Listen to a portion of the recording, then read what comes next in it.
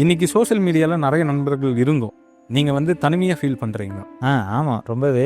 ஏன்னா சோஷியல் மீடியாவில் இருக்கவங்கள நம்ம எல்லோரும் ஃப்ரெண்ட்ஸுன்னு நம்ம சொல்லிட முடியாது. போஸ்ட்டுக்கு லைக் போடுறதுனால அவங்க நம்ம ஃப்ரெண்டுன்னு சொல்லிட முடியாது.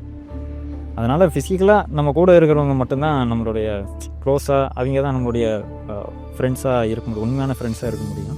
நிறைய சோஷியல் மீடியா ஃப்ரெண்ட்ஸ் இருக்காங்க, பட் ஆனால் ரியல் வேர்ல்டு ப்ராப்ளம் அப்படின்னு வரும்போது அவங்க வருவாங்களா அப்படிங்கிறது எனக்கு தெரியல. ஸோ இந்த கொஷனுக்கு என்ன சொல்கிறதுன்னு எனக்கு ஆன்சர் தெரியல. சம்டைம்ஸ் ஃபீல் பண்ணுறோம்.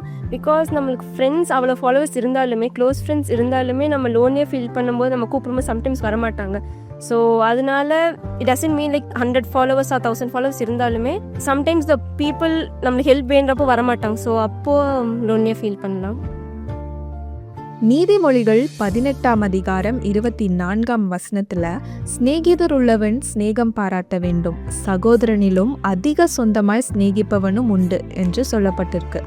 அதாவது பேசி சிரிக்க நல்லவர்களா சில நண்பர்கள் இருப்பார்கள், ஆனால் ஒரு நல்ல நண்பன் சொந்த சகோதரனை விட சிறந்தவராக இருப்பார்.